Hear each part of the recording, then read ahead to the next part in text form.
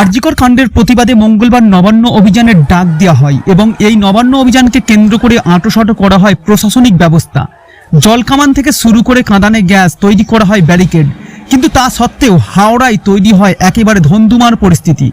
পুলিশকে লক্ষ্য করে ছোড়া হয় ইট, পাল্টা পুলিশের লাঠিচার্জ এবং পুলিশকে ফেলে মারতেও দেখা গিয়েছে। দেখুন হাওড়ার সেই একেবারে রণক্ষেত্রের ছবি হাওড়া এগের পর্দায়।